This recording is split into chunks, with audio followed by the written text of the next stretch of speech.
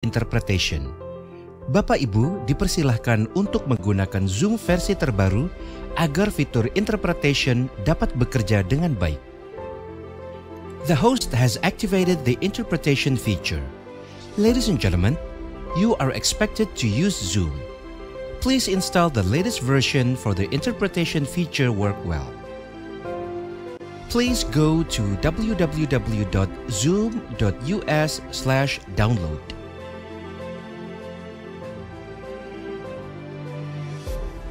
Mohon Bapak Ibu menonaktifkan mic atau mengklik tombol mute apabila tidak sedang berbicara. To help today's meeting run smoothly, please mute when you are not speaking. Jika Bapak Ibu ingin mendengarkan terjemahan dalam bahasa Indonesia, klik Interpretation, pilih Indonesian. Anda tidak perlu pindah channel saat berbicara. Jangan khawatir, pembicara dan interpreter dapat mendengar Anda. If you'd like to listen in English, click Interpretation, then choose English. You don't need to change channel when speaking. Don't worry, the resource person and the interpreter will be able to hear your voice.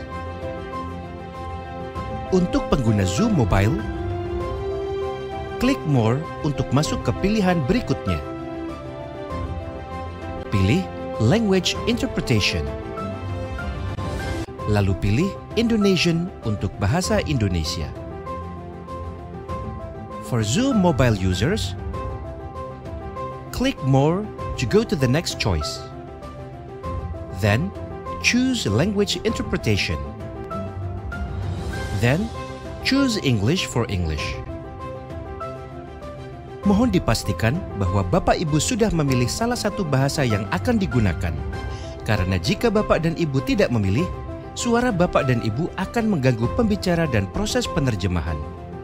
Terima kasih atas perhatian dan kerjasamanya. Please make sure that you have selected the correct language for not making any noises for both speakers and interpreters. Thank you for your attention and cooperation.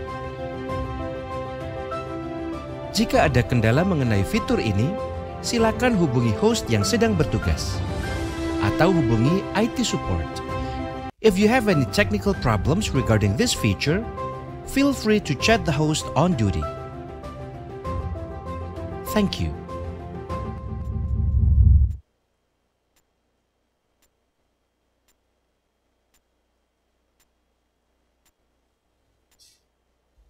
Good morning, ladies and gentlemen. Oakley Learning Week Day 3 is about to begin. But before that, let me take a moment to review a few technical details. First, to help us recognize you, please rename your ID with the format unit_name. Second, to reduce noise and prevent any sound problem, please mute your audio, but do not forget to activate your video. Last but not least, I would like to remind all participants that you can drop your questions via chat Zoom or Slido that we have provided. And also, we want to know your feedback about this webinar, so please fill the evaluation form after joining this session on the link that we will share with you in the chat box. For those who want to get the e-certificate, please ensure that you fill the evaluation form and join the webinar until the end. Today's webinar will be conducted in English. However, it comes with English-Indonesian simultaneous interpretation. To listen to the translation, click the globe icon or three dots icon, select interpretation, and choose English or Indonesian accordingly. It is advised that you do not click the mute original audio, but should you wish to do so, to obtain a clearer audio rendition, please make sure to manually switch off the interpretation when someone on the floor is speaking in the language that you are listening into. This webinar also available on our YouTube channel, BPPK Kemenkeu RI. That's all the information. And let us now begin the Ministry of Finance Learning Week Day 3, sparking a curious mind, learning how to learn in today's high-pressure world.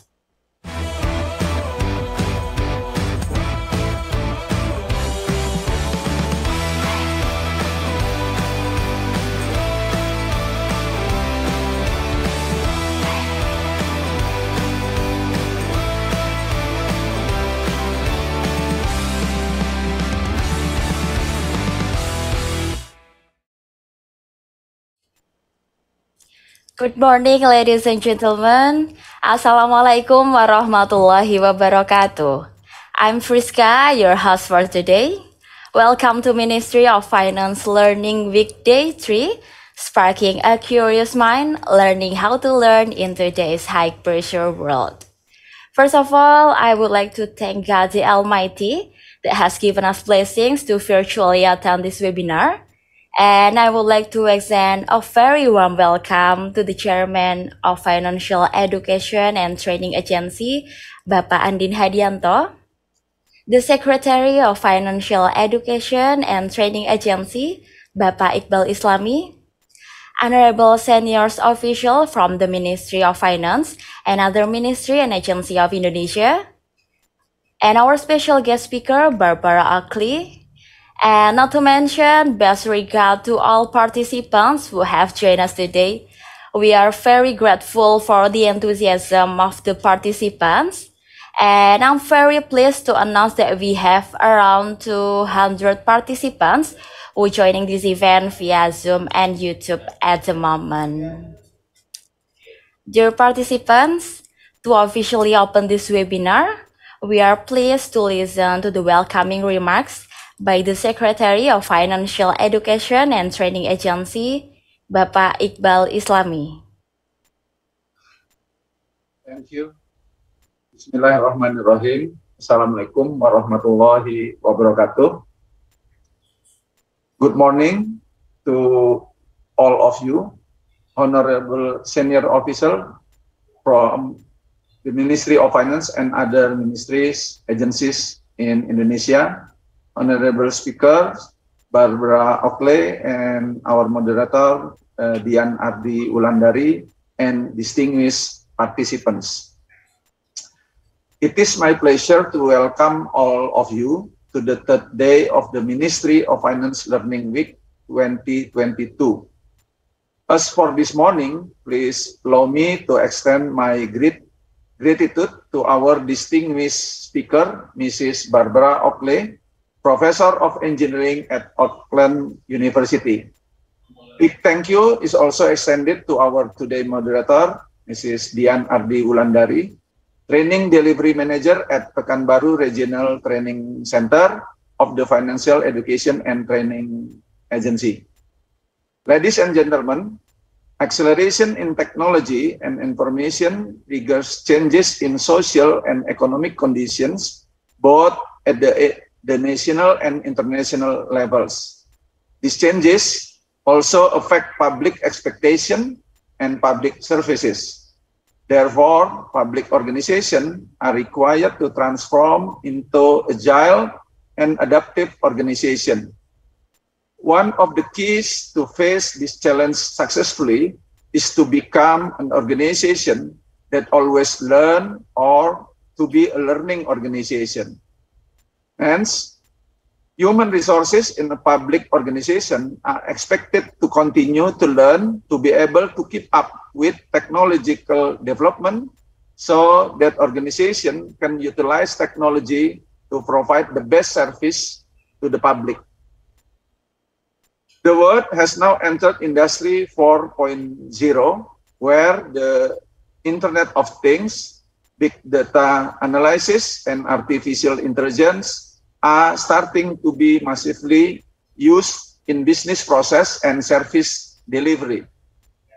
The acceleration in information technology triggers changes in socio-economic condition and even triggers disruption in all fields. To respond to these changes, the Ministry of Finance seeks to create a productive, competitive, inclusive, and agile organization. In addition, the Ministry of Finance has the vision to develop digital-based business process as well as adaptive human resource management according to technological advances. Faster change demands speed in learning, not only speed in acquiring knowledge, but also speed in disseminating and utilizing knowledge. By enhancing the learning culture in daily work activities and implementing integrated learning, the Ministry of Finance Human Resources are expected to learn not only from training in class, but also learning from other employees and learning by practicing what have been learned in work assignment. By having a good learning culture, they are expected to be able to generate innovation that are needed to achieve the organization's strategic goals. Ladies and gentlemen, this morning we have a distinguished international speaker, Mrs. Barbara Oakley. Hello, Barbara. Good morning there in Bangkok. It is our privilege to have you with us today. Barbara is a professor of engineering at Oakland University. She also the instructor of learning how to learn course offered at Coursera. This course is one of the world's largest massive open online course with over 3 million participants have been enrolled taking the course, including myself. The course rating is 4.8 out of 5 points, with more than 85% of reviews gave the highest rating or 5-star rating. From my experience, I finished this course on August 2020. There are many benefits that I got after taking the course. Till today, I still practice what Mrs. Barbara taught in that course. By practicing it, I feel I can learn more effectively than before. For those of you who's not enrolled yet, I strongly recommend you to enroll to take that course. Today, we will have a session talking about how we can improve our learning, especially in our effort to master new and even difficult subjects, as well as to establish an even richer learning culture. Barbara, thank you for your presence today. I believe your session will be very insightful and will inspire us to learn how to learn in today's high-pressure world. Thank you very much. Wassalamualaikum warahmatullahi wabarakatuh. Waalaikumsalam warahmatullahi wabarakatuh. Thank you, Bapak Iqbal Islami, for the welcoming remarks. Ladies and gentlemen, now is the time for the main event that we have been waiting for. But before that, let me introduce the moderator for today's webinar. Mbak Dian is currently the head of the Learning Organization section at the Pekanbaru Financial Education and Training Center, completing her undergraduate degree from 11 Maret University, then gained her master's degree from the Faculty of Education, Monash University, Australia, active in various community activities. Mbak Dian also loves to join volunteerism, and in her spare time, Mbak Dian likes traveling and cooking. Without further ado, please welcome Mbak Dian Ardi. Hello, Friska. Thank you for such a nice introduction. Hello, Mbak Dian, who's joining us virtually from Pekanbaru. How are you, Mbak Dian? I'm doing well. What about you, Friska? I'm doing very well, Mbak Dian. Great. How's the weather in Pekanbaru, Mbak? Well, the weather in Pekanbaru is a bit unpredictable, but it's quite cloudy in the morning. And then several hours later, it becomes extremely hot. What about there in Jakarta? How's the weather? I think it's the same. Right now, it's a little bit cloudy in Jakarta, Mbak. But I think it doesn't matter how the weather is. But most importantly, we are still blessed with health and happiness. Sure. Okay, Mbak Dian, let us proceed to the next session. So now the screen is yours. Thank you, Friska. Assalamualaikum warahmatullahi wabarakatuh. Good morning, ladies and gentlemen. First of all, I'd like to warmly welcome our honorable guests and audience who join us today either in Zoom meeting or also through our YouTube channel. And as introduced by Friska, I'm Dian and I will be your moderator for today's webinar. I'm happy and honored to be here on the third day of Ministry of Finance Learning Week, sparking a curious mind, learning how to learn in today's high-pressure world. For those who've been joining us since the first day of the webinar, thank you so much for staying with us till today. Hopefully you'll come again tomorrow. And for those of you who joined us this morning, welcome. And hopefully you will have an enjoyable learning experience. Before we start, I'd like to make a housekeeping announcement to our audience. Ladies and gentlemen, our honorable guests, for those of you who are joining this Zoom meeting, if you don't mind, please turn and keep your camera on, but your microphone muted throughout the entire talk. The talk will go for about an hour, including to address the questions from the audience. Please feel free to ask questions at any time during the talk, and there are several ways to do that. If you're joining in this Zoom meeting, please write down your questions in the Zoom chat feature. I will then read them for you. Or if you don't mind, we will allow you to directly ask to the speakers by unmuting and spotlighting you in the Q&A session. And if you're joining us through our YouTube channel, please write down your questions in the live chat box on YouTube, or you can write down your questions via Slido in the link that we share in the chat box. Once again, don't hesitate to raise your questions in the chat boxes and Slido, and we will do our best to address them all. So today's theme is about learning how to learn. And talking about learning, imagine if you signed up to learn a new instrument for the first time. Let's say a guitar, for example. What would happen if your instructor handed you a guitar and asked you to play it? Naturally, having never learned how to, you wouldn't be able to play it, right? But would you consider yourself unintelligent because of that? The answer is no. You've never learned how to play this instrument before, so it makes no sense to think that you'd be able to do something you've never been taught to do. It's like sitting in the driver's seat without knowing how to drive. I use this analogy because I can't drive. What a lot of people don't realize is that it applies to all learning. You are told what to learn, but not how to learn it. And when you don't know how to learn, you perform poorly at school or at work. After all, how can you do something well and do it efficiently if you never learned how? For that reason, today we have invited a special speaker, and we're going to listen to her thoughts about learning how to learn so that we all might get a better sense of how to improve our learning. Our speaker today is involved in multiple areas of research, ranging from STEM education to engineering educations to learning practices. She also co-created and taught Learning How to Learn, powerful mental tools to help you master tough subjects. This is one of the most popular online course on Coursera, with 3 million registered users. And I suggest you to take that course because it is a life-changing one.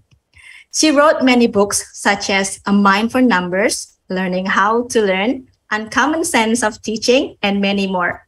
And her book, A Mind for Numbers, is the New York Times best-selling science book. And this is the last one, and this is the most interesting for me. Despite the fact that she was not into math, and even she said that she flunked her way through the elementary, middle, and high school, she is now a professor of engineering at Oakland University, Michigan, United States. Ladies and gentlemen, please join me in giving a warm welcome to Dr. Barbara Oakley. Good morning, Barbara. Good morning. Thank you so much for that introduction, Dian. I really, now I have much to live up to. Okay. It's such an honor to have you here, Barbara. Oh, it's an honor for me, and I have so much to share that why don't we go ahead and get started? Sure, let's start. Okay, can you see my screen, I hope? Yep, I can see it clearly. Great. Okay, so let us go ahead and begin. And I think I should probably give you a little bit of background about how I grew up and why I am sharing with you today. So I grew up moving all over the United States. So by the time I was about 15 years old, I'd lived in 10 different places. Now, the thing about growing up and moving a lot is that you can end up, well, mathematics is very sequential. So if you fall off anywhere along the way, it can be difficult to get back on with everyone's studies. So I fell off. In fact, when I was 7 years old, we moved from Texas to Massachusetts. Suddenly they were far ahead of me in the multiplication tables. And so I just thought, I don't really like math anyway, and I'm not very good at it. So as Deanne said, I flunked my way through elementary, middle, and high school math and science. So it is ironic, given that I am speaking with you here today as a distinguished professor of engineering. So even my family was shocked at the change. But how did I change? I mean, one day, one of my engineering students found out about my terrible past as a math flunky, and he asked me, how did you change your brain? And I remembered that I was this little girl, and I always loved this picture of me because it is the last cute picture of me. But as you can see, I loved animals, and I liked knitting and weaving and all those kinds of things. I knew I could never grow up and do anything technical. So what I wanted to do was to grow up and speak another language. So for many of you, you are bilingual, trilingual, or even more languages. But for me, I spoke only English, and I wanted to learn more. But it was not easy to learn another language at that time. I couldn't afford to go to college, but I found out there was one way to learn a new language and actually get paid for it, and that was to join the Army. There you see me looking very, very nervous, about to throw a grenade. And if you knew how clumsy I am, you would know why I look so nervous. But I did learn another language. I learned Russian, and I ended up working as a Russian translator on Soviet trawlers up in the Bering Sea. I just loved having new adventures and seeing the world through new perspectives. So I also ended up at the South Pole Station in Antarctica, and that is where I met my husband. And I like to say I had to go to the end of the earth to meet that wonderful man. And he is the reason that I'm able to do these kinds of things.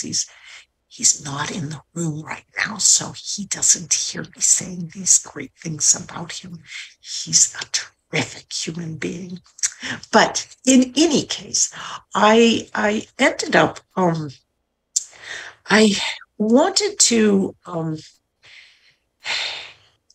when I was 26 years old, I was about to get out of the military, but I found out that no one wanted to hire me because my only professional expertise was in the Russian language. So I had done everything that people had told me to do. I had followed my passion, But I had learned something that the world did not have a big need for. In fact, by following my own passions about what I was learning, I was, in some sense, being selfish. I was only doing what I wanted to do without thinking about what the world needed. What I should have done, instead of just following my passion, was to follow my passion, but also broaden my passion to learn more about the kinds of things that also could have helped me with my career. But so as I was kind of trying to figure out what to do, I remembered that I loved new adventures and new perspectives. So I thought, why don't I try a new adventure of the mind and see if at age 26 I can learn in math and science. So I went to the university and began with the lowest possible level of mathematics, remedial high school algebra, and slowly began climbing my way upwards. It was not easy, but if I'd known then what I know now about how to learn effectively, I could have made it much easier on myself.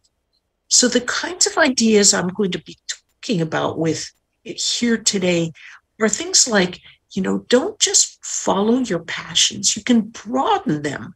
And what happens, for example, if you move into a job that you don't like and don't want to learn about?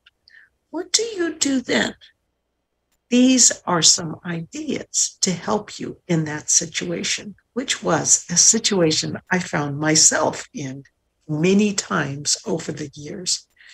So to begin with, let us look at what learning actually is.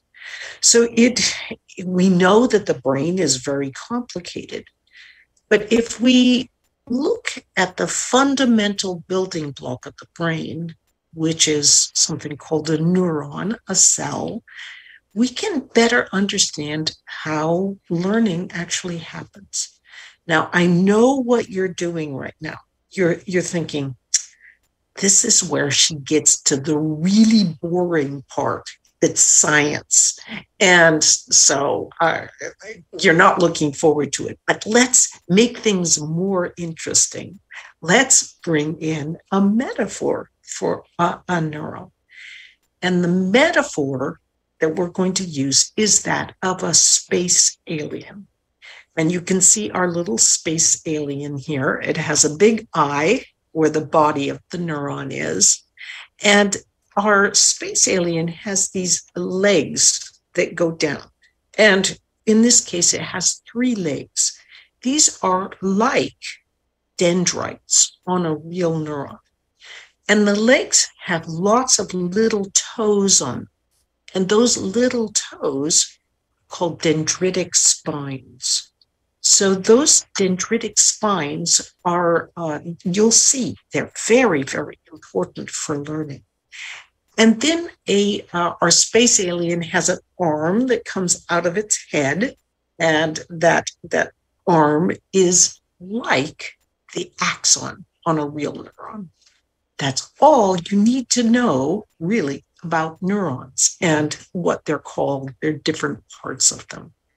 So what neurons like to do, as well as space aliens, is they like to reach out and touch the toe, tickle the toe of an adjoining neuron.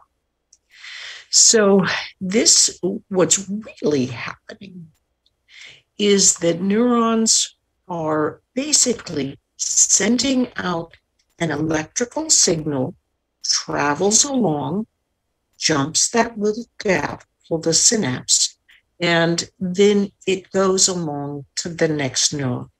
So what is happening in reality is when you are learning something, anything, you are making connections between neurons in long-term memory. So it's like you're making little connections between these neurons whenever you are learning something.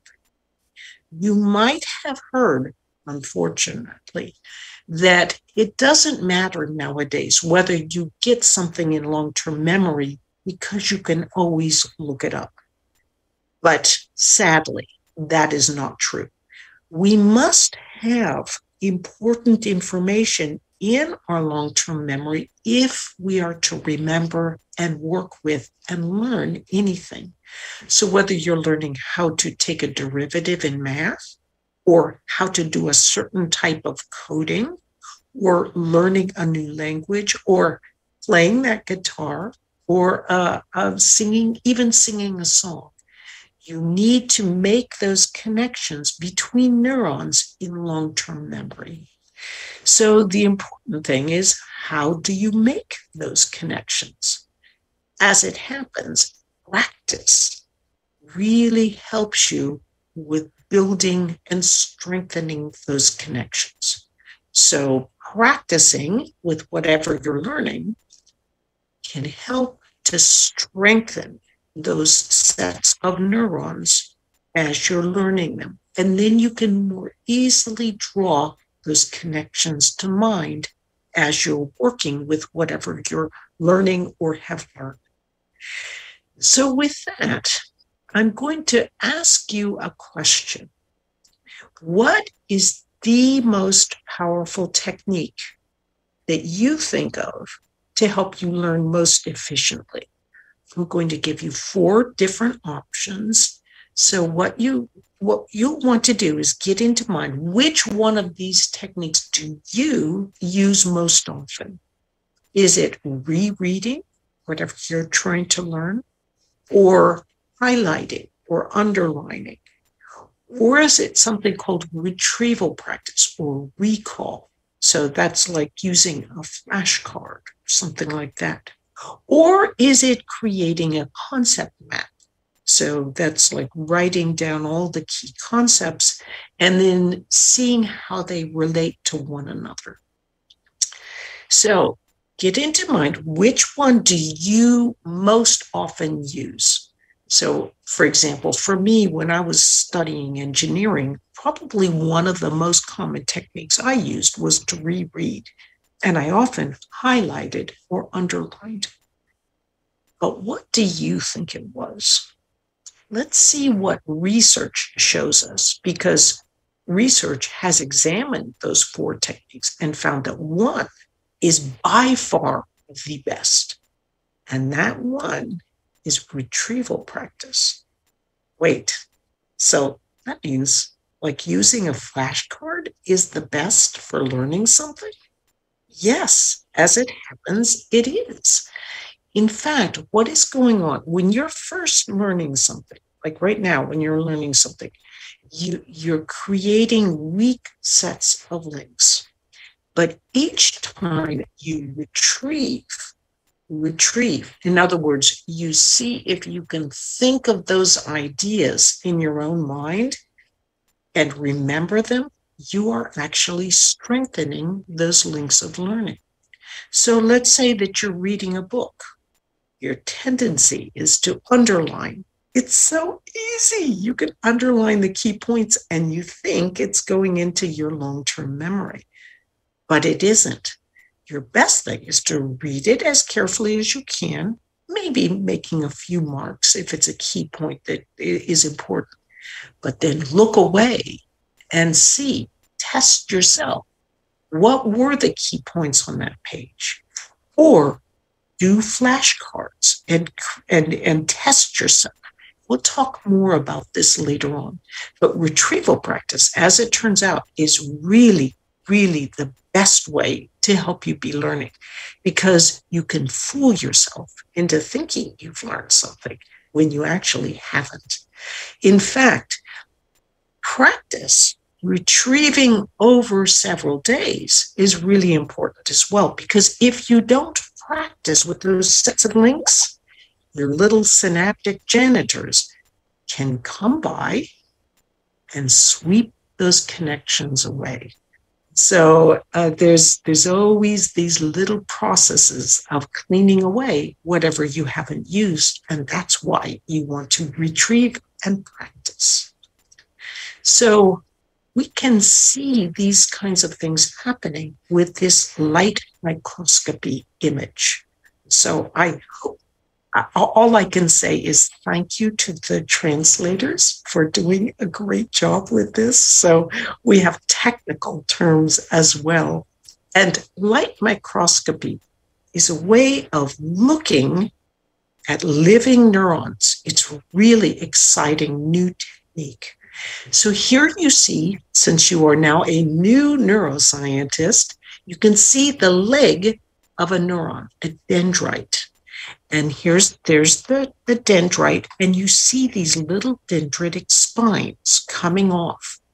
This is before learning and before sleep. So can you imagine what is this same living neuron going to look like after learning and after sleep? Will it have a thicker dendrite? Will that leg be fatter? Or will it have perhaps more spines on it? Let's see what happens after learning and after sleep. So it's a little subtle here, but if you look wherever there are blue triangles, these dendritic spines have either grown or they've gotten larger. So look at this dendritic spine. Earlier, before learning and before sleep, that dendritic spine wasn't even there. So it emerged because of learning and because of sleep. Here, this dendritic spine is actually larger than before. So what happens during sleep is your brain actually practices with some of these ideas that you've been learning. And hundreds of times through the night, those connections will be strengthened. There'll be a little electrical and neurochemical signals passing along those pathways. If we were really sophisticated in our imaging, we would actually see the pathway to the other neuron. But right now, all we can see is one living neuron at a time. So this gives us a little clue about a trick we can use to help with our learning. If you do your learning during the day, as you might typically do, whatever you are learning about, right before you go to sleep for 2 or 3 minutes, you want to do is retrieve, bring back to mind the most important ideas that you're trying to learn or to remember. And that will help to signal your brain those are the important ideas that you want to remember and have the brain practice with. And it will help you learn those ideas much more quickly. So 2 or 3 minutes just before you go to sleep, a little bit of practice. And if you want to really help build a little bit, do 2 or 3 minutes as you first wake up in the morning. It will help to build those neural structures. So what you want to do is you want to be practicing with these ideas. So this is an idea called retrieval practice. So you want to or spaced repetition, I should say. So you want to be doing retrieval practice spaced out over a number of days. And that extra spaced repetition will help strengthen the sets of links that you have built through your initial retrieval practice. So if you have 5 hours to learn something, space out 1 hour per day over 5 days. And that will help you learn much better because you'll learn 1 hour and then you'll sleep, and that will strengthen.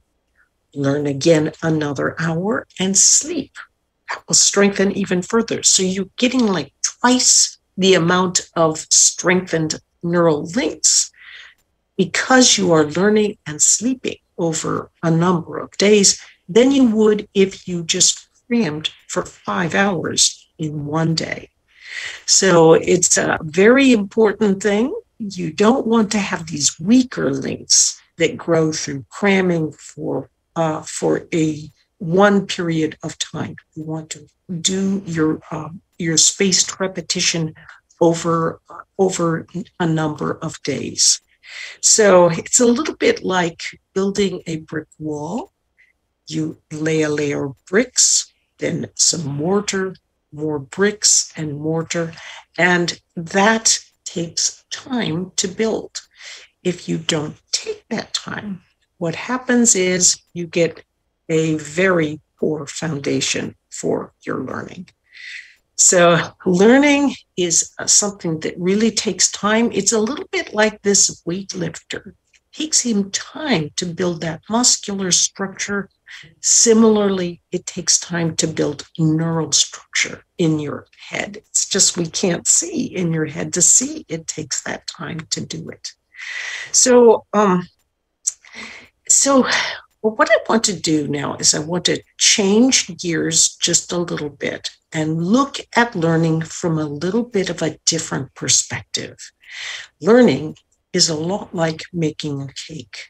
You have many different ingredients. So this is a different ingredient to learning. And it involves the two different modes of thinking that our brain uses as we're learning something. So I'll call them the focus mode and the diffuse mode. Actually, psychologists call this the task positive network and the task negative network. Neuroscientists call this network the default mode network. So in essence, we have two different networks. And what happens is the focus mode is like what you're doing right now. You're focusing hard on, hopefully, on the screen and what I'm saying. This diffuse mode is a much more relaxed way of thinking about things. So it's like when you're taking a shower, you're still thinking about something, but you're thinking in a very much more random way, usually, or if you're going for a walk or these kinds of things. So it's a very different way, much more relaxed way of thinking about things. But to better understand these two different modes, we will use a metaphor. And the metaphor we're going to use is that of a pinball machine. Now, this is a picture of a pinball machine. If you are my age, you probably played pinball when you were a young person, but you're probably not my age. So the way that we used to play pinball was we just pulled back on a plunger and see a ball bounced around on those rubber bumpers, and that's how you would get points. So what we're going to do is we're going to take this pinball machine and we're going to put it right on the human brain. Are you ready for it? There we go. There is the pinball machine on the brain. This is our metaphor or an analogy for the focused way of thinking, the focused mode. And you can see we have these rubber bumpers here, and they're very close together. And that's how we know it's focused mode. Now, in this mode of thinking, we often have patterns that have already been laid because we've already learned about something. So if we've learned multiplication tables, and I asked you to multiply 22 times 77, you could either pull out a piece of paper or maybe even do it in your head. You would be able to multiply those numbers together. So what happens if you are learning something new that you don't have patterns yet? So let's say, for example, that you were trying to learn, that you already knew multiplication, but you did not yet know division. So division is like this pattern, but that pattern isn't there yet. In fact, your thoughts often slip back to the multiplication patterns because you already know those patterns and they're very easy to pull to mind. But what this means is when you're sitting to do a division problem, you can get confused and you can't get the right answer. And you get frustrated. You're trying to work this problem. You think you're doing it the right way, but you're actually not doing it the right way. And you can't get the right answer, and you get more and more frustrated. So what happens? You finally close the book and you walk away.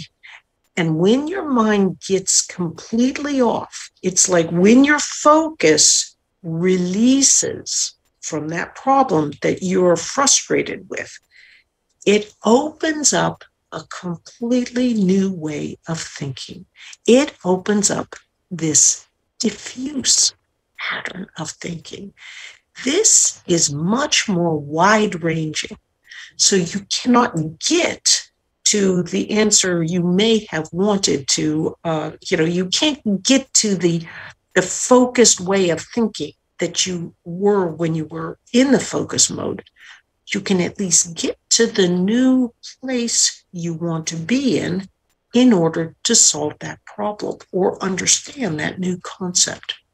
Learning, in fact, often involves going back and forth between focused and diffuse modes. You cannot be in both modes at the same time unless you might have ADHD, that is, attention deficit disorder. So this type of attentional disorder makes it so that you have like a little bit lower push from your dopamine neurons. They aren't as strong as with a person without this attentional disorder. And what that means is when you go to focus on something, you also accidentally activate that diffuse mode. So this is why someone with attentional difficulties, they can be looking at you and then they're, oh, shiny, something distracts them.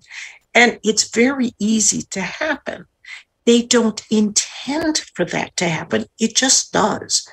But what that means is those individuals can be very creative.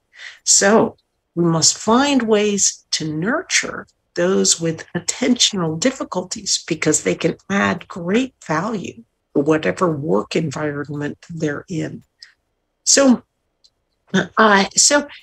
what do we do though if you find yourself procrastinating about whatever you're learning? Well, as you have seen, when you are trying to learn something, it often takes time to build that structure of learning. If you put it off until the last minute, it can make it very difficult to build that structure, which takes time to do. So what do you do about procrastination? Everybody procrastinates. I procrastinate because even when I'm focusing on something, I'm not doing something else. So why does procrastination happen? As it turns out, when you even just think about something you don't like or don't want to do, it activates a part of the brain that experiences pain, the insular cortex. And this, in turn, makes us do something along these lines. We think about something we don't like, and we don't want to do. And so we think, I don't want to do my homework on this thing, or I don't want to learn this new thing. And so we turn our attention to something else, and the result is we'd feel happier almost instantly. But we do this once, do it twice, no big deal. Do it very often, and it can actually have very bad consequences for our long-term work and moving forward in whatever we're doing. So I'm an engineer now. So I'm like, let's just go directly to the best method for dealing with procrastination. And that is a technique called the Pomodoro technique. This was invented by an Italian, Francesco Cirillo, in the 1980s. It is so good. I get thousands of emails from people saying this technique made an enormous difference in their life. So if there's one thing you draw away, hopefully there will be many things, but if there's at least one thing you draw away from this presentation, I would like it to be the Pomodoro technique. It's very simple. You just turn off all distractions. So no like pop-ups on your computer or little, cell phone ringy-dingies, nothing, no sounds. Good luck if you have a 2-year-old at home, but do the best you can. And then set a timer for 25 minutes. Focus as intently as you can for 25 minutes. And realize that sometimes thoughts will arise that have nothing to do with what you're focusing on. Just let them go right on by, like a Zen thing. And then when you're done with that 25 minutes, give yourself 5 minutes or so of a relaxing reward. And by reward, I mean something that's mindless, that is not involving focus. For example, you may want to listen to your favorite song, or have make a cup of tea, or just chat with some friends. But don't go and check your cell phone and see if you have text messages, because if you do, you'll want to respond, and then you'll be focusing.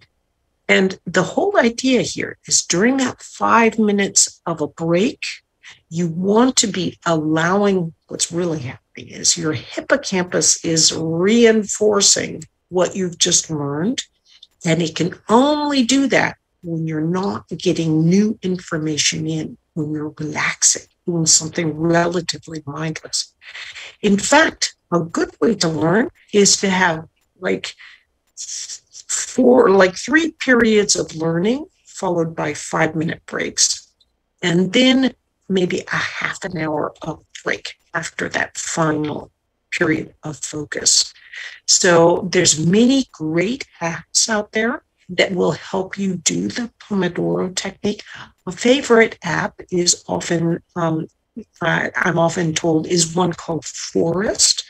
So Forest allows you to collect Pomodoros. Each time you complete a Pomodoro, you plant a tree.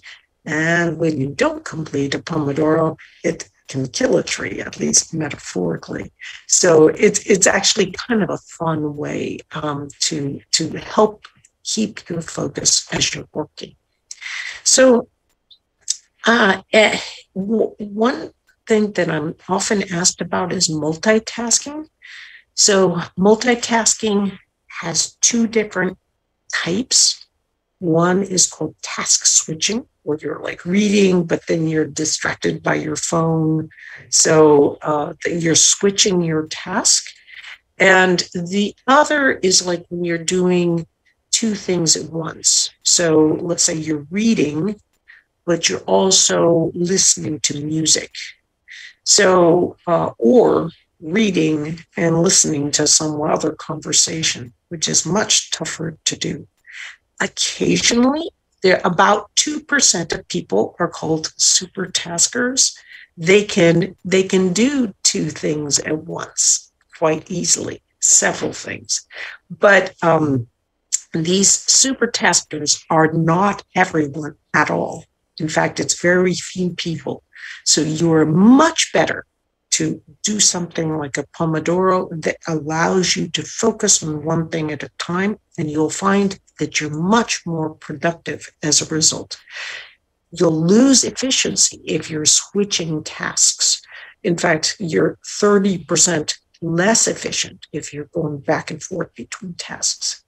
One little minor thing, though, is that when they say never multitask, it's not necessarily true, because creativity can arise from multitasking. So those are just a couple of research papers that give you that sense that creativity, like if you're stuck on something, it can be okay to distract yourself and look at something a little different. What do you do when you're interrupted, though?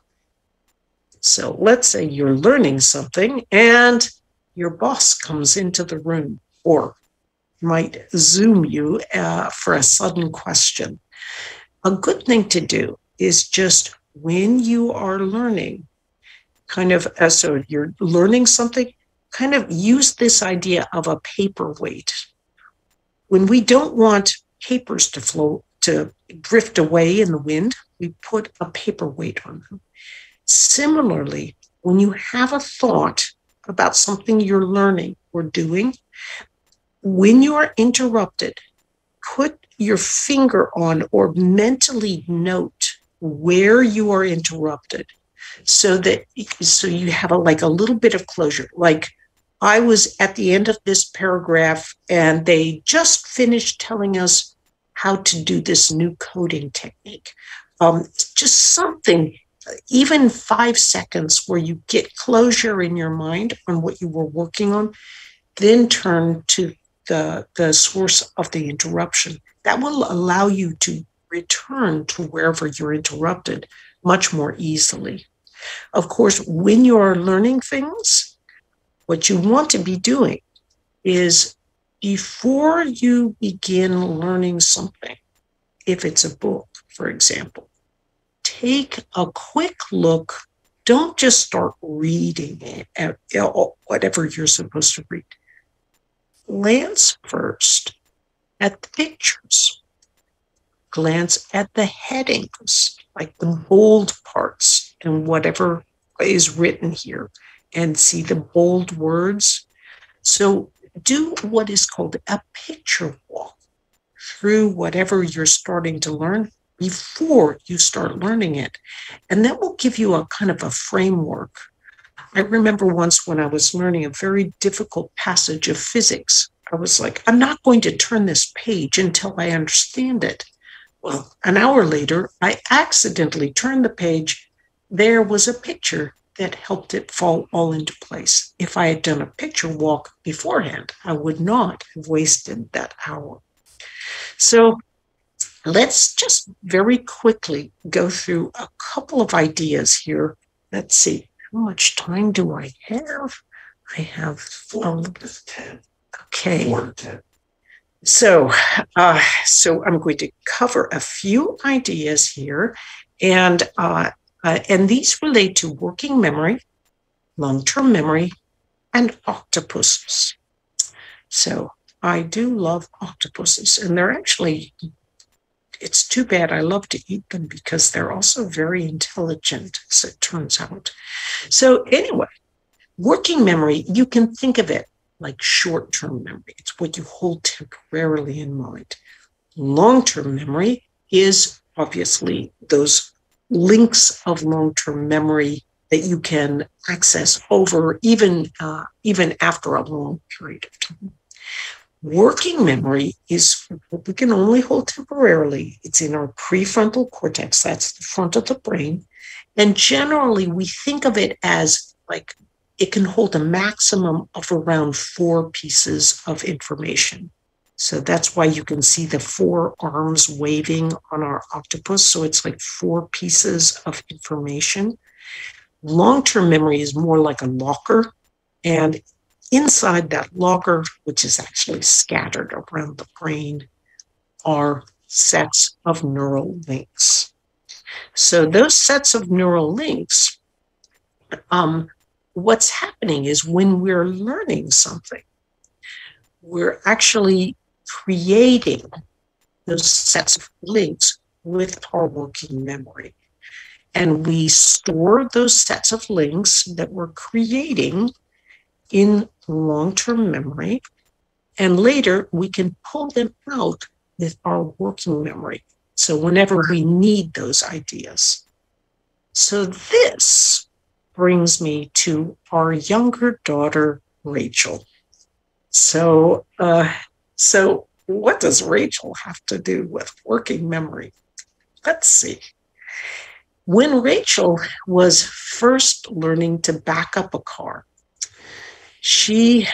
I asked her if she would model for us what it felt like. And she was like, sure, I can do that, Mom, because she had very recently learned to back up a car. Watch her little face as she is trying to back up the car. So she's modeling what she felt like. And she was like, which way do I turn? Do I look in the front mirror, in the back mirror? Or, and then, of course, off she goes into the ditch. Now, what was happening when she was first learning to back up that car was her working memory had what's called a heavy cognitive load. It couldn't, it was like full of all the information that she was trying to take in about working, about what she was trying to learn. So this, oops, I'm sorry about this. My hotel has some sound that's arising, and we're trying to figure out where it's coming from. My,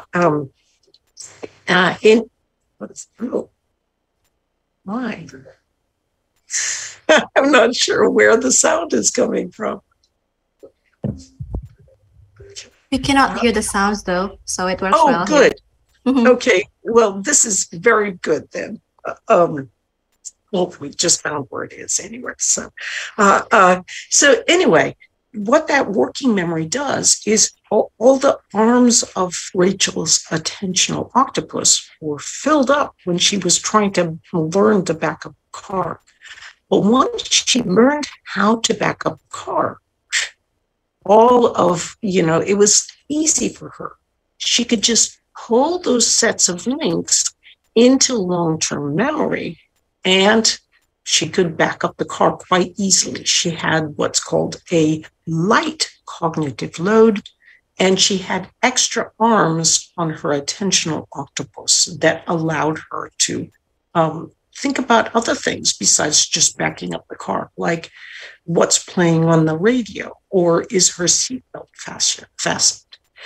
So working memory is very important because when we're, for example, sitting down on the job or taking a test, all we have to do to solve some kind of a problem that we're trying to figure out is just take our working memory up, if we practice with the material, pull those sets of links into mind, and we can solve the problem or pass the test and do a good job. If we have fooled ourselves looking at information and thinking we have it in long-term memory when it's only in working memory, what happens is we can sit down, take a test, and realize at that time we don't have the information in long-term memory, and we can panic at that time. So this is why it's so important to use retrieval practice to build those sets of links in long-term memory. Now, I should take these ideas from working memory and just give you a little bit of a sense from movie making about how we really learn information. What we're often doing is we're holding in mind our thoughts, a mental model of whatever we're learning about. And this mental model is something that we hold in those arms of working memory. So as we're learning, our thoughts are creating mental models that we store in long-term memory, which is often called a schema. So take our mental models, we store the information in long-term memory, in the schema. So as we're learning, we know that we can put together sets of links of neurons, but it's really clumsy to draw these neurons each time. So instead of neurons, we often draw dots and lines that connect those neurons. If we've got stronger links, those links, bolder lines, and those are all part of that schema of long-term memory. So this is the schema, is what we are learning. And as we are acquiring expertise in whatever we're learning. So as we're learning something, what happens is that schema gets thicker and richer sets of connections.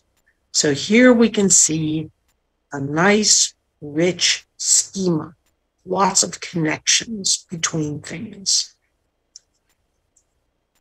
And as we're learning and acquiring expertise in something, we are building schemas.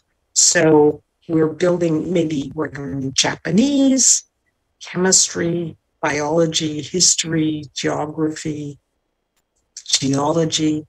And notice that these schemas have differences in them. So like here we see history. This person doesn't know a lot about history, but they seem to know a great deal about chemistry and perhaps about Japanese. So those schemas build. For teachers, they can learn classroom management. They can have that schema. Within a culture, you have a schema. This is a certain way that you might greet people. So it isn't just subjects that you're learning in school. It can be many different things that you acquire lots of schemas about. So, of course, schemas can intertwine. You have physics and math, for example, and they both help one another. And ultimately, all of those schemas combine together, and it's what you would call your identity schema. It's how you think about yourself. So that identity schema is quite important, and it is what can help you either think you can learn about something or think you can't learn about something. So, in fact, what we would like to do is go in and change a student's schema, like change our own schema, so that we want to learn more and we're actually learning those new ideas. But unfortunately, we can't take a ladder and climb in and change students' schemas. But what we can do is help realize that our own attitudes about whether or not we can learn something can make an enormous difference, just as for me, in whether we actually learn something. So a friend of mine, her name is Audrey Lawrence, she has severe dyslexia. She was convinced that she could not learn anything related to technology. In fact, even a camera, her ideas of a camera, as you can see, were very, very fuzzy and gray. But she got a mental model of a simple idea. How do you transfer an image from a camera to a computer? She learned a very simple thing. And suddenly her schema about technology got a little bit brighter. She was able to succeed in learning. And so, the key to becoming a good learner and learning in that new area is actually to take a tiny bit and just learn that little bit. And bit by tiny bit, you can make enormous changes in how you are learning. So I want to leave a little time for questions. So I am going to skip ahead just a little bit because I want to, there's so much more I would have to share. There's, I would just like to share a little bit about what learning does for you. We know that it makes incredible new connections, and that's the basis of learning, is to make these new connections between neurons in your brain. But something very interesting has been discovered recently. That is, if you don't make those, if you're not learning new things, those new neurons that are being born every day in the hippocampus will actually die. Well, you might think, well, who cares? It turns out that we used to think that we never got any new neurons. But now we know that new neurons are being born every day in the hippocampus, and those are particularly important for helping you learn. New neurons help you learn faster. And it turns out that those new neurons help you feel better. So when you are doing your new learning, it will actually help you to feel better. So you may grumble about the tests and the different things you need to do, but ultimately, those new neurons actually boost your spirits. So I am so grateful to have the opportunity to share with these ideas on learning, and my heart is with you as you go forth in your pathways of learning. Thank you so much. Oh, thank you, Barbara. It was such an insightful talk and a very interesting one. So you were talking about living human brains, which I think this topic is a very complex topic to discuss. But by using metaphor and analogy, it looks so much easier to understand. So, Barbara, from your explanations, I learned that analogies provide powerful techniques for learning. I also learned that how the brain's two different thinking modes, focus and also diffuse, each helps us to learn in a different way. And then I also learned, maybe I'll remind it there, that learning something difficult, of course, takes time because our brain needs to alternate ways of learning as it grapples with and assimilates the new material. And that's why instead of procrastinating, you offer some techniques to learn, Pomodoro, and then retrieval practices, reread, and so on. So, Barbara, actually, I've got several questions in my mind that I want to ask to you, but I think we've got several questions from the audiences. And if I'm not mistaken, there's some questions coming from Slido, but I can see here that there are two audiences in the Zoom meeting who have raised their hands, so maybe we can address them one by one. And the first, and the first chance, maybe I'll give it to Mbak Tri Kristianti. Mbak Tri Kristianti, could you please unmute yourself? Oh, Comedy, could you please help Mbak Tri to unmute herself? Okay. Okay. Okay, can you hear my voice? Yes? Clear. Yes. Okay, clear. Okay. Good morning, Bu Barbara. Good morning. It's really great to have you here. I mean, like, it was a really wonderful presentation because I learned so much from you. I'm a teacher of engineering department. So my background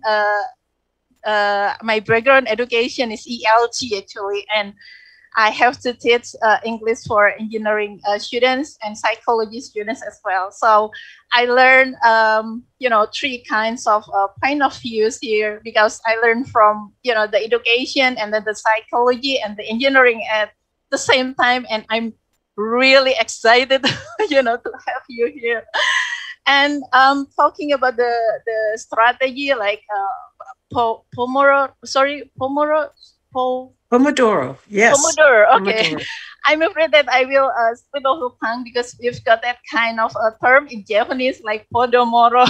It's all coming together. So Pomodoro strategy is really great, and I did it whenever I've got like deadlines, and I put my cell phone in a silent mode and put inside the pillow, to keep myself concentrate and doing something. And I'm really glad to learn a lot about the brain systems from you, but I need to keep myself motivated, and my question is how to keep me motivated to get out of the comfort zone, because I have no background knowledge in engineering or psychology, but psychology is is close with education, so I don't have any difficulties in it. And I was like surprised because you are succeed in learning engineering, though you've got some difficulties in mathematics. I don't have mathematics, I don't have numbers, but language loves me better, so I prefer to be the English teacher. So my question once again, how to keep yourself motivated in doing something that new, doing something that makes you feel interested in keeping the pace, keeping the motivation, keeping the interesting in doing that such of the thing, especially in engineering. So I need to know about that. Thank you for the opportunity and for the moderator. Well, that's a great question. So my best recommendation is to get a calendar. And what you want to do is you want to be changing your mind and how you think of things from a product to a process. And by that, I mean that you want to have a process where every day you do a certain amount of learning every day. So, unless it's, a holiday or a religious day that where, you don't do that, but then do at least one Pomodoro every day and set that up. That's a habit that you are going to do. Because what's going to happen is sometimes when you are learning something, let's say that you're learning a new language, and whether that's a new programming language or a new language out in the real world, there's going to be some days where it's just a drag. It's not fun. But if you have made a habit of every day, you consistently do at least one Pomodoro. Do it as early in the day as you can so that it's out of the way. Then cross off that day. And what this will do is help to form a habit of learning. And this habit of learning can get you through those harder periods. Because there are times, especially when you're learning something new, where you don't have a framework well in place yet. And that is a difficult time in learning. This is the equivalent of learning to ride a bicycle. We know that when you learn to ride a bicycle, it's not always fun. You fall off, you get, you hurt yourself sometimes. But ultimately, it's a really good thing when you know how to ride a bicycle.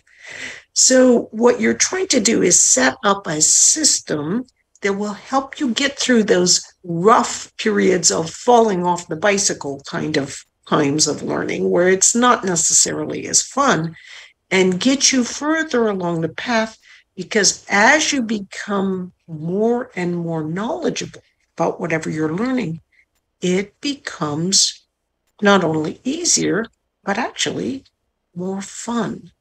So you will definitely go through ups and downs, but having a calendar schedule of learning at least a little bit every day turns it into a habit and gets you through those rough times.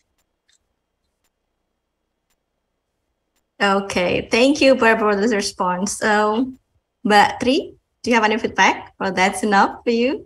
Yeah, that's enough. Thank you very much for the Thank moderator you. and to Barbara. Thank you so much for the questions. I suddenly remember there is a participant in your course in Coursera writing an open letter about how she, I don't know, how she gets better in her anxiety because practicing the techniques that you teaches us to learn. And I think that's a really good thing to do. And Barbara, because it is 10:18 a.m. Right now, and we've got still several questions to address.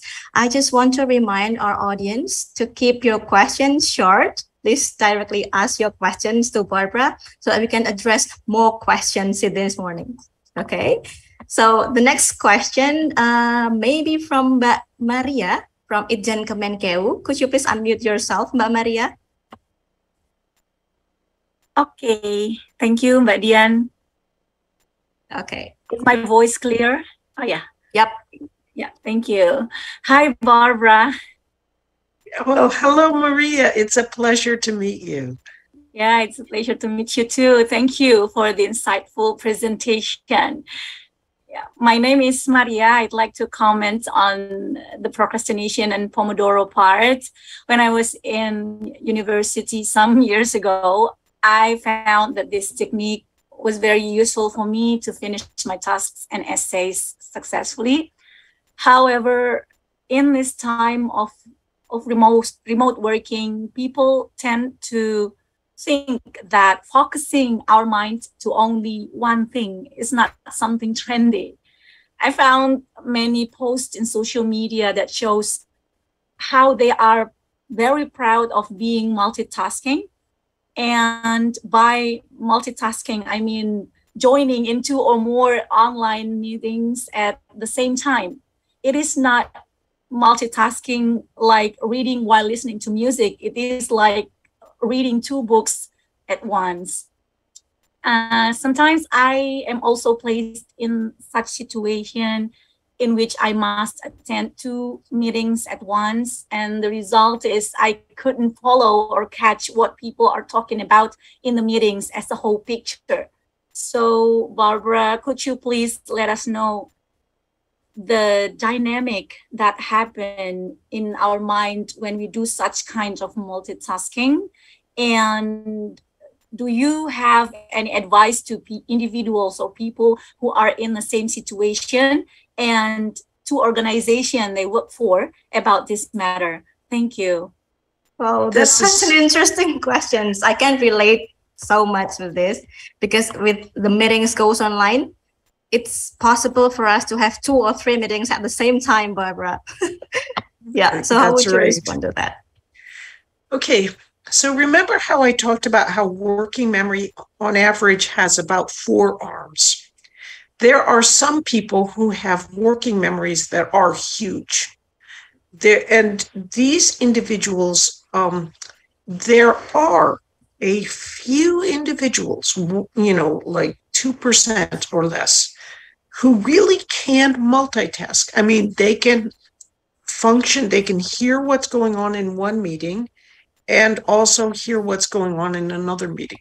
For example, the US President Franklin Delano Roosevelt, who was our president during World War II, he had an incredible memory, but also an incredible working memory. And he could really do 2 things at once. So when there are people who brag about, yes, I can do 2 things at once, they may be able to do that. But if you don't have the genetics, you cannot. And that's just the way things are. You should be aware, however, that when they are doing, several things at once, you can do one thing much more deeply. So, for example, let's say that that a relative of yours is diagnosed with cancer, who would you want to go to? Do you want to go to a doctor who can do many things at once?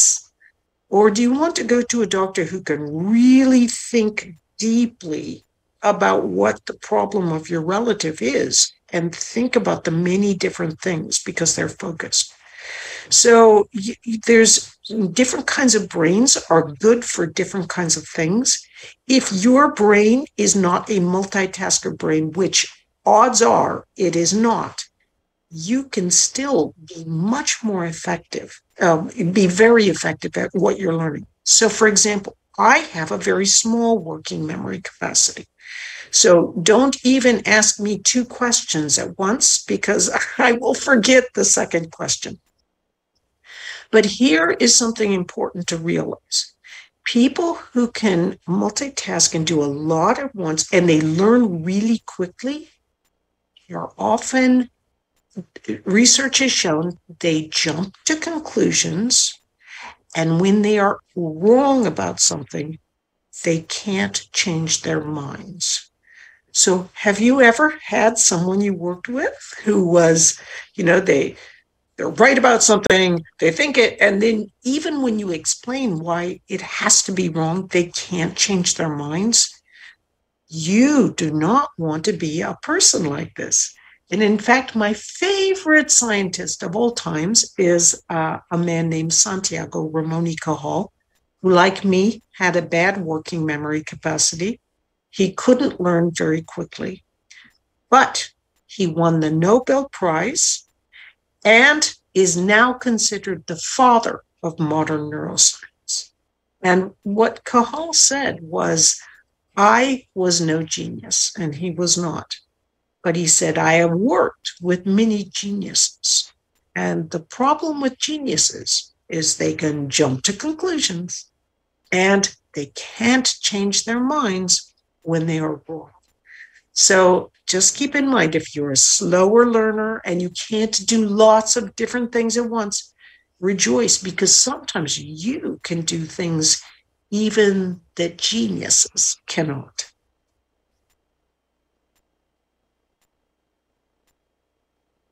Okay, thank you, Barbara, for the response. So it's a kind of genetic thing, yeah? We cannot multitask, actually. So Yes, more people cannot multitask. That's but we right. can always start Accept switching, it. right? Right. Yeah. Accept that that's how you do best, and then just work with your qualities to move forward. Okay, that's great. So, Barbara, we've got one audience in the Zoom meeting who wants to ask questions to you. But before that, actually, we have several questions written in the Slido. So maybe I can go for the Slido before I give chance to Mbak Rizky. Yeah? And the question from Slido is from, there is no name. So I'll just read the questions. What do you think of an organization expecting its employees to learn and have a good knowledge of all the job description it has? Like probably in the Ministry of Finance, employees are expected to have proper knowledge of taxation, custom, treasury, state budget, and so on. Or in other words, being generalists. As we know that some employees probably have limitation in terms of time, a variety of capacities, and so forth. So it's, generalist versus specialist. What do you think about that, Barbara? I think that it is our job when we're working for a company or an organization to do the very best we can, and learning how to learn can help you to become a better generalist, but it also can help you to learn more deeply. So yes, life is full of limitations as far as time and capacities, but it is our job, our responsibility for those we are working with and for society to do the best we can to use our intelligence to learn more about how to learn effectively And in that way, although we will never be perfect at whatever we're doing, we can be the best that we can be to help others and to improve society as a whole by our work through our organization. Okay, great. Thank you, Barbara. So one more question is coming from Mbak Rizky, who has raised her hands. Mbak Rizky, could you please unmute yourself? Yep. Go on, Mbak Rizky. Thank you for your opportunity, Mbak Dian and Mrs. Oakley. My name is Rizky. It is such an honor to meet you here because I love your work. I just finished reading Mind for Numbers, and a few years back, I took your course, Learning How to Learn in Coursera. Oh, well, I'm glad you liked it. Yes, I'm sorry. I kind of nervous actually. That's okay. I get nervous too. Yeah, because you're one of my hero in this learning area. So the question is, as a parent of a 2-year-old, I have difficult time to manage my time as a student. So what is your experience when you were a student and a parent? How do you manage your time? Thank you so much. That's a great question. So, well, for me, I was lucky in that I was able to I have been both a working mother and a stay-at-home mother. So I realized the trade-offs of both. Mm-hmm. I think that if the situation is such that you are working, just one thought to keep in mind, and this is difficult because sometimes you don't have good sleep when you're when you're a parent, and that's just part of the trade-off of having a family, which is a wonderful trade-off in the long run, but sometimes difficult in the short run. But try to remember that there are times where you can learn when you ordinarily don't think it's a learning time. For example, when you are taking a shower, you can be doing retrieval practice. If you might be commuting, you can be, as long as you're safe, you can be doing retrieval practice. One thing that I didn't share, so I just very quickly want to show you is there's really good, let's see here, let me just get back and let's see, hang on a sec, I gotta get this back up here. Come here. We only have a few minutes left, so I want to get back up here and show you. Oh, so there are wonderful retrieval practice apps. And so one of my favorite apps is something called I Do Recall. And so you can use this like whenever you're hooked into the internet, and this app is a really cool app because you can you can create your own questions, but you can create your own questions from videos you're watching, from books you're reading. Like if it's an electronic book, you can create flashcards very easily from your notes in a book. And I find that using a retrieval practice sort of app helps me keep my focus on what I'm doing. So, for example, I might do 30 retrieval practice questions in a day, if I can. And that will help me to keep up on things. So look at retrieval practice apps. Let's see if I think I have some that I might be able to show you here. So let's see, hang on. No, okay. So anyway, just try to look so I Do Recall is my favorite, but there's Temankeu is a very common retrieval practice app. Also Quizlet and so forth. So if you use these apps, like when you go to the bathroom, unless your 2-year-old follows you into the bathroom, You can do a few quick, retrieval practice. And these little tools like this can really help you keep going despite the fact that you're living a very busy life. But I salute you. You are doing exactly the right thing with your family. Okay, great. Thank you, Barbara, for the response. And thank you, Mbak, for the question. Yeah. I'm also a mother, a working mom, and I was a student as well. So yeah, I can relate so much to that question. Okay. Thank you, Mrs. Oakley. Thank you, Mbak Dian. You're welcome. So, all right, we've been having such an interesting discussion, but unfortunately, we're coming to the end of our talk today. There have been many questions from our audience, Barbara, but unfortunately, we cannot address all of them. But before we part ways, Barbara, as a closing, what would you like to say about how can we, the Ministry of Finance as the education and training provider, make use of this knowledge on how to learning how to learn to improve our employees' learning? Maybe do you have any practical suggestions? Can you create a calendar that people can log into and check off whether or not they've done their Pomodoro for the day? That might help to build a habit of learning. Also, if you can create something where when people are learning the same subject, that they might be able to pair up, so like a partnership on Zoom where they can encourage one another daily or weekly.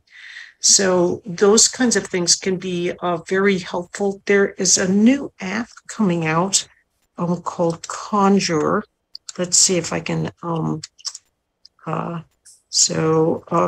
say, I do recall, look up, there's a new app, I think you can find it, called Conjure, and that's to help build habits of learning. So these are just a few quick ideas for you.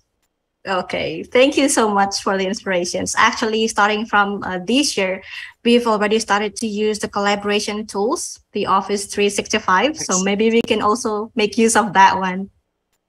That's a great idea, because when you're looking at someone who's also learning and talking with them, you actually get dopamine hits of joy as you're conversing with one another. So yeah, it's a good thing. That's true. Thank you, Barbara. I'm afraid that we've come to the end of our talk. Thanks again, Barbara, and also all of our audience for joining us today, both in this Zoom meeting and in YouTube channel. It has been a fruitful session. Knowing how we can learn effectively is a life skill everyone needs, no matter where we are in life. So it's never too late to learn how to learn. Maybe I would like to close by quoting one of Barbara's statements, and this is one of my favorite in one of the sessions that I ever joined. Don't just follow your passions, broaden your passions, and your life will be enriched beyond measure. Thank you. Wassalamualaikum warahmatullahi wabarakatuh. Back to Friska. Waalaikumsalam warahmatullahi wabarakatuh. Thank you, Mbak Dian. And once again, thank you very much, Barbara, for your insightful presentation today. And once again, I would like to thank Mbak Dian for moderating today's session. It was much appreciated. Ladies and gentlemen, I'm afraid that we are now at the end of the Ministry of Finance Learning Week Day 3. And to all participants who join us today, we would like to say thank you for your participation. And don't forget to give your feedback about this webinar by filling the evaluation form via the link that we share in the chat box. Stay safe and healthy. See you tomorrow on MOF Learning Week Day 4 with the theme, Becoming a Knowledge Sharing Organization. I'm Friska, good day, and wassalamualaikum warahmatullahi wabarakatuh.